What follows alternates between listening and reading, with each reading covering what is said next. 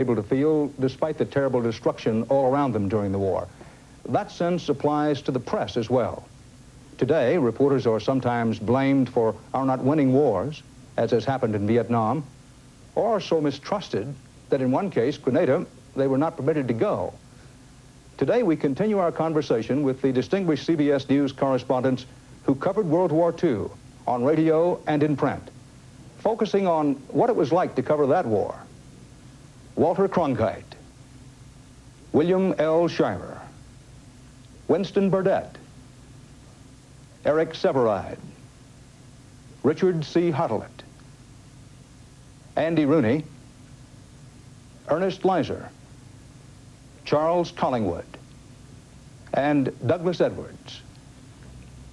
There was the sense during World War II, for those who fought it, for those who reported it, that it was a clear-cut case of good versus evil. There was just no question in the world that we did the right thing. And that's how we got into Korea, because all the people my age who were wrong about not wanting to go into Europe that fast went into Korea and maybe Vietnam too fast, because we knew we had been too slow going into this war. I think that changed the whole philosophy of the nation of people my age. I think it's important, Dan, that that be kept in mind in any discussion of World War II, is that it was a vastly different type of war, a different type of effort, a different type of philosophy, of psychology.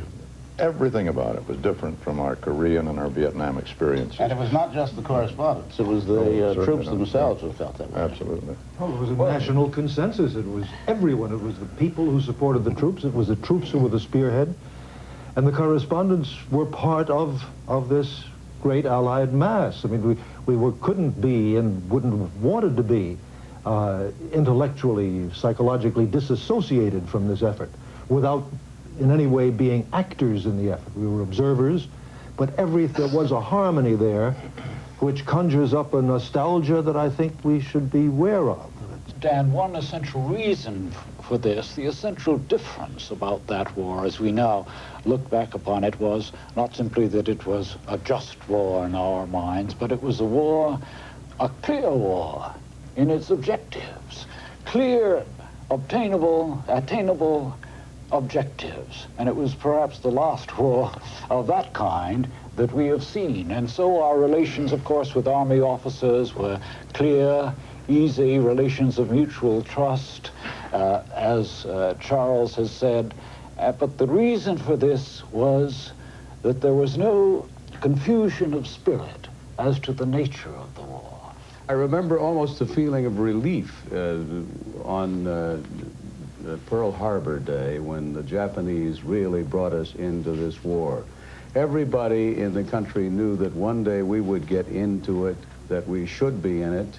The government seemed to be leading us that way, preparing us for it. And as I said, it was a relief, I think, when the Japanese bombers struck Pearl Harbor and we were at long last in that war. It was a very subjective war at home. Let's try to segue into a conversation about what it meant. It was a long war, brutal war, savage war. What did it mean and what difference did it make?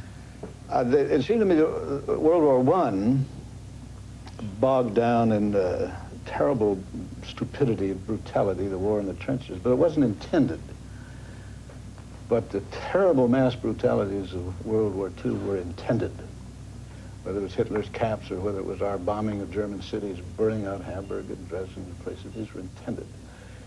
It had some results that I think you have to think pretty good. Europe came closer to a unification than it, not terribly close, but closer than it has been since, I suppose, the Holy Roman Empire. America entered the world this time to stay. All manner of things happened in science, some of which are very, very good, which is not to say it was worth it, because I don't happen to believe there are any replaceable faces. I don't think so. Could I dissent just a bit from Eric's optimism? What also happened, Eric, was that a line was drawn down the middle of Europe that still exists until today. It also, Ernie, it spread communism by force in certain areas. Also spread democracy. Germany, Italy, and Japan have made pretty long strides in a direction they weren't very good at before in their whole history. It wasn't all the advance of totalitarianism.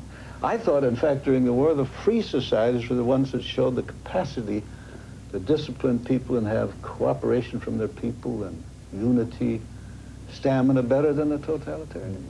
I have been obsessed with this idea. I don't know, it's just the way capitalism seems to be built on the acquisitive, selfish instinct, and we don't seem to be able to find any way to replace it with some interest in doing for other people and produce all the good things we have that way. And just the same during a war, these soldiers, most of us live our lives at half speed. We sleep too late in the morning and go to bed too early at night and watch too much television and eat too much. And here were these guys living full speed every day of their lives during a war. And I don't know why it takes a war to produce that in all of us. I mean, the whole nation was living at full speed during the war, and it was a good thing. Matter of fact, if you didn't get killed during the war, it was a good thing. And this confuses me, why we can't produce this adrenaline that keeps us going and doing these good things in peacetime. We'll have more tomorrow on the CBS Morning News from the War Correspondents. Right now, the time is 19 minutes after the hour.